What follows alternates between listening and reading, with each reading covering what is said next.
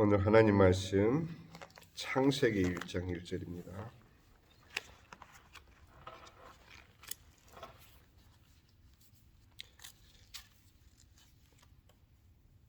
태초에 하나님이 천지를 창조하시느니라.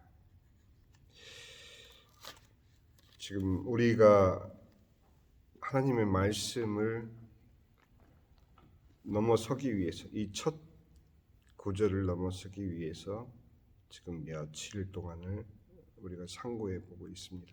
그동안 우리가 알아왔던 그런 신앙에서 하나님의 중심의 신앙으로 우리가 자리 이동을 하는 그런 시간들이에요. 내 생각으로 살아왔던 지난날이 주님의 중심으로 이동하는 그런 시간이다, 이렇게 생각하시면 됩니다. 물론 철학적인 용어를 빌어와서 카이로스, 크로노스 이렇게 표현을 했지만 단순하게 우리는 사람의 시간, 하나님의 시간, 똑같은 시간을 살고 있지만 육신의 시간, 사람의 시간은 육신의 시간이죠. 하나님의 시간, in His time, 하나님의 시간을 사는 신자들의 그 미세한 차이는 살아보지 않은 사람들은 느낄 수 없는 미세한 차이입니다. 그 미세한 차이의 예를 들으면 예전 같으면 똑같은 말을 들어도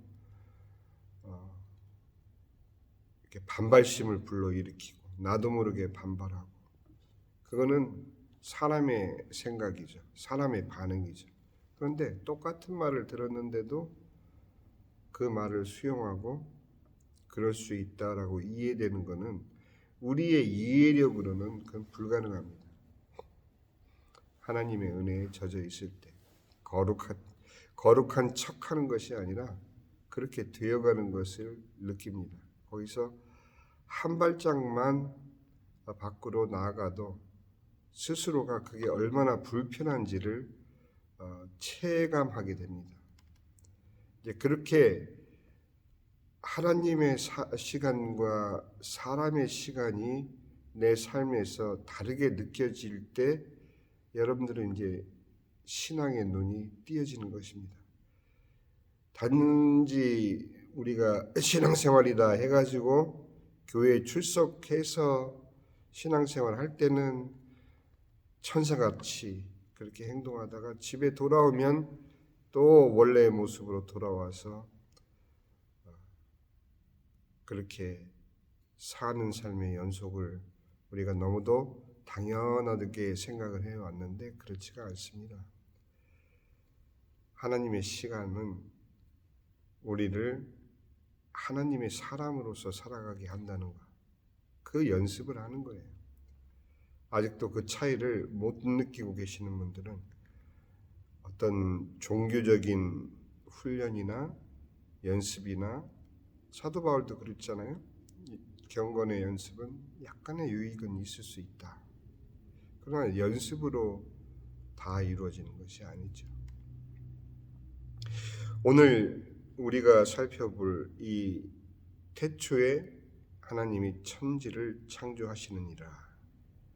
영어로는 태초이라는 말은 in the beginning 이렇게 시작하죠. 근데 아주 흥미로운 것을 제가 발견을 했습니다. 그 크리스찬 히브리 신자들, 그 메시아닉 주라고 이렇게 우리가 명칭을 부르죠. 이 메시아닉 주들 가운데에서 목사이자 신학자인 마크 빌치 목사님의 해석이 아주 우리에게 큰 의미를 던져줍니다. 우리는 어제 우리의 시작과 우리의 결국의 열매가 어떤 것인지를 창세기와 요한계시록을 통해서 우리가 확인을 했습니다. 요한계시록 21장에 분명히 주님께서는 우리를 창조하신 목적을 나는 너희의 하나님이 되고 너희는 나의 아들이 되리라. 나의 자녀가 되리라. 21장 1절에서 7절 말씀은 우리의 결국 하나님의 자녀들의 마지막 거두는 우리의 종착지를 설명해 주고 있었습니다.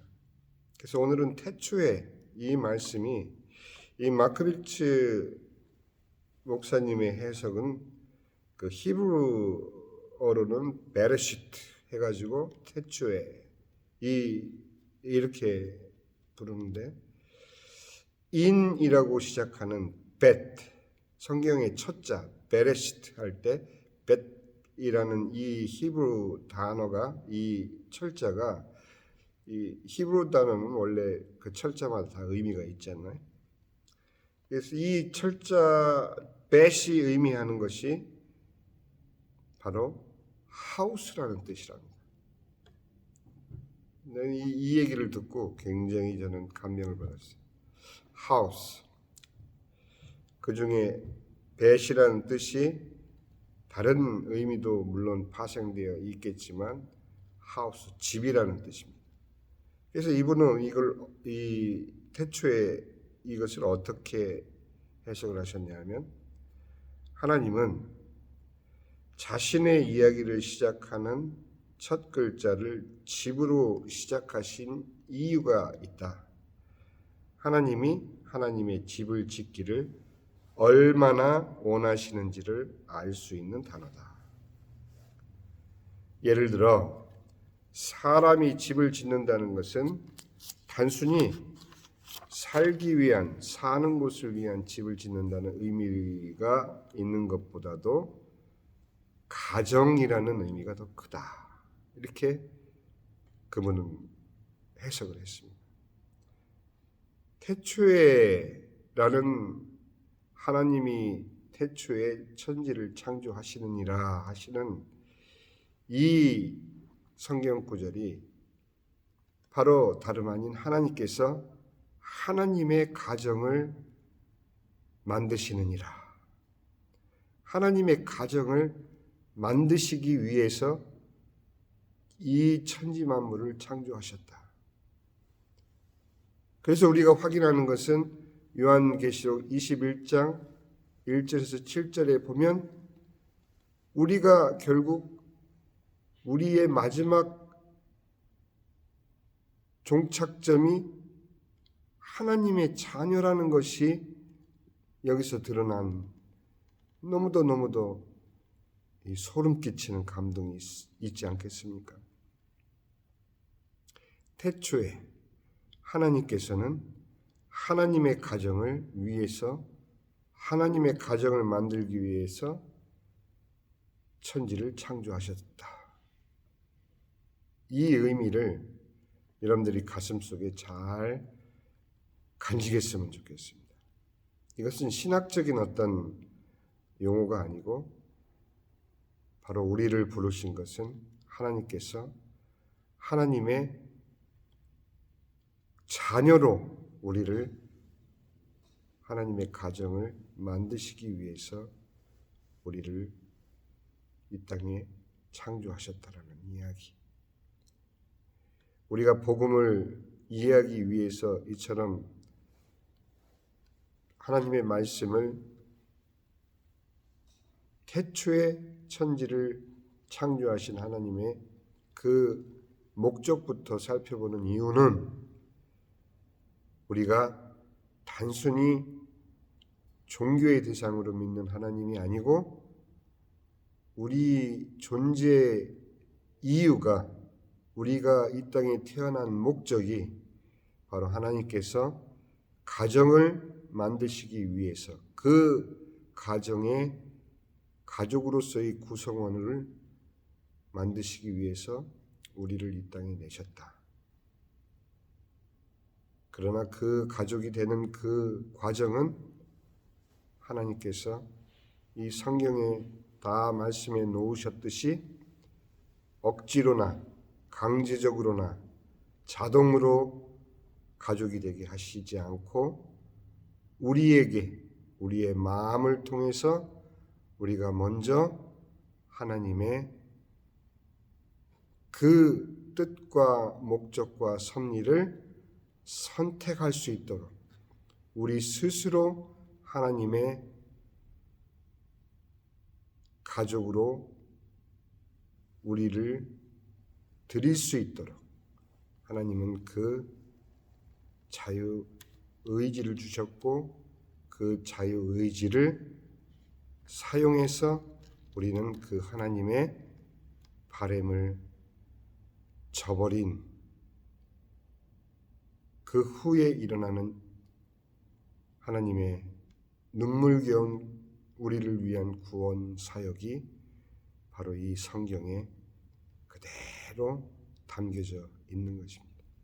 성경은 이런 하나님께서 태초에 하나님의 가정을 만드시기 위한 목적으로 창조를 하신 그 시작부터 마지막엔 결국엔 드디어는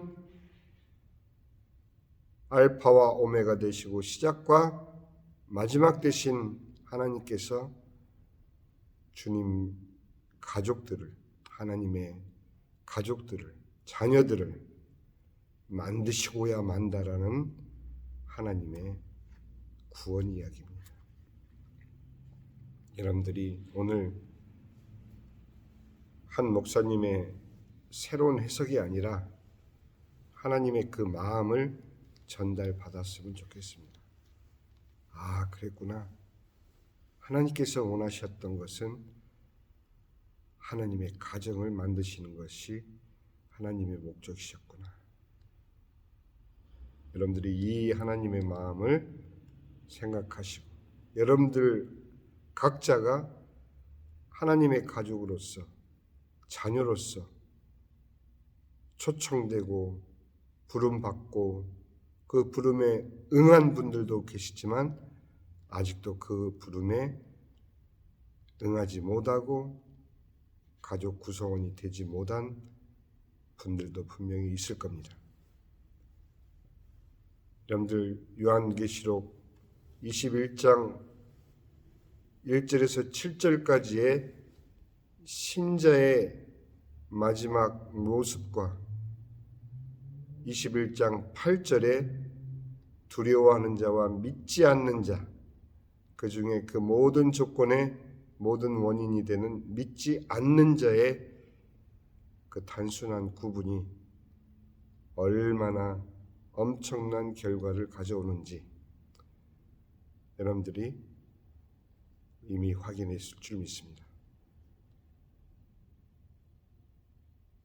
기도하겠습니다. 하늘에 계신 우리 아버지, 이름이 거룩히 여김을 받으시오며 나라의 마옵시며 뜻이 하늘에서 이루어진 것 같이 땅에서도 이루어지이다. 오늘날 우리에게 일용할 양식을 주옵시고 우리가 우리에게 죄 지은 죄를 사하여 준 것 같이 우리 죄를 사하여 주옵시고 우리를 시험에 들지 말게 하옵시며 다만 악에서 구하옵소서. 대개 나라와 권세와 영광이 아버지께 영원히 있사옵나이다. 아멘.